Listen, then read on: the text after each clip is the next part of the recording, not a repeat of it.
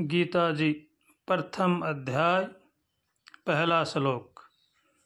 धर्म क्षेत्रे कुरुक्षेत्रे समवेतायुयुत्सवः मामकाः पांडवाश्चैव किम कुर्वत संजय।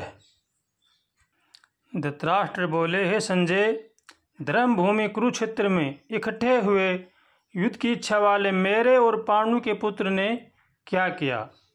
यह हिंदू संस्कृति की विलक्षणता है कि इसमें प्रत्येक कार्य अपने कल्याण का उद्देश्य सामने रखकर ही करने की प्रेरणा की गई है। इसलिए युद्ध जैसा घोर कर्म भी धर्म क्षेत्र में किया गया है, जिससे युद्ध में मरने वाले का भी कल्याण हो जाए। भगवान की ओर से सृष्टि में कोई भी विभाग नहीं किया गया है, तेरे मेरे का भाव नहीं किया गया है। संपूर्ण सृष्टि पंचभौतिक है, सभी मनुष्य समान हैं और उनके आकाश, वायु, अग्नि, जल और पृथ्वी भी समान रूप से मिले हुए हैं। परंतु मनुष्य मोह के कारण सब भूल गया है। मोह के कारण उसमें सब में विभाग कर लेता है कि ये मकान मेरे हैं, ये घर गांव मेरे हैं, ये देश आकाश जल आदि सब मेरे हैं।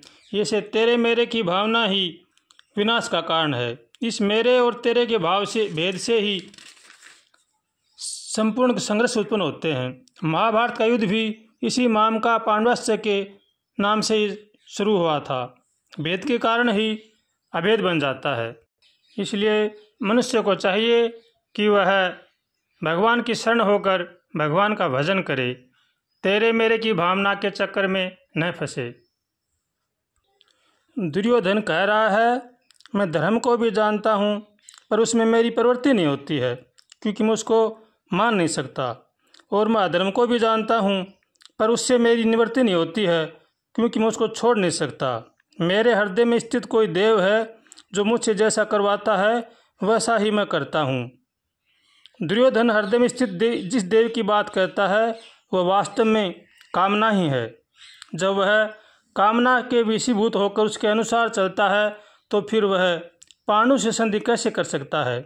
इसलिए कामना का त्याग करना चाहिए और भगवान की शरण होकर सत्कर्म को अपनाना चाहिए, क्योंकि कामना मनुष्य को पाप में लगाती है और धर्म मनुष्य को पुण्य कर्म में लगाता है। इसलिए कामना का त्याग करना चाहिए और धर्म का पालन करना चाहिए। प्रत्येक मनुष्य वास्तव में साधक है, कारण कि 84 लाख योनियों में भटकते हुए जीव को भगवान यह मनुष्य शरीर केवल अपना कल्याण करने के लिए ही प्रदान करते हैं। इसलिए किसी भी मनुष्य को अपने कल्याण में निराशा नहीं होनी चाहिए। मनुष्य मात्र को परमात्मा प्राप्ति का जन्म सिद्ध अधिकार है। साधक होने के नाते मनुष्य मात्र अपने साध्य को प्राप्त करने में स्वतंत्र, समर्थ और योग्य व अधिकारी है। सबसे पहले इस बात की आवश्यकता है कि मनुष्य अपने उद्देश्य को पहचान कर दृढ़तापूर्वक यह स्वीकार कर ले कि मैं संसारी नहीं हूँ, प्रत्युत साधक हूँ। मैं स्त्री हूँ, मैं पुरुष हूँ, मैं ब्राह्मण हूँ, मैं क्षत्रिय हूँ, मैं वैश्य हूँ, मैं शूद्र हूँ, मैं ब्रह्मचारी हूँ, मैं गृहस्थी हूँ, मैं वानप्रस्थी हूँ, मैं सन्यासी हूँ आदि मान्यता केवल सांसारिक व्यवहार मर्यादा के लिए तो ठीक है, परंतु परमात्मा प्राप्ति में ये बाधक हैं। ये मान्यताएं शरीर को लेकर हैं। परमात्मा प्राप्ति शरीर को नहीं होती, प्रत्युत समय साधक को होती है। साधक समय अशरीरी ही होता है। अर्जुन ने अपने वास्तविक उद्देश्य को पहचान लिया कि मुझे अपना कल्याण करना है, इसलिए वे युद्ध करने अथवा न करने की बात न पूछकर अपने कल्याण का निश्चित उपाय पूछते हैं। इसलिए मनुष्य को चाहिए कि वह अपना कल्याण करे और भगवान से सद्बुद्धि मांगे, सद्विचार मांगे, ताकि भवसागर से पार हो सके।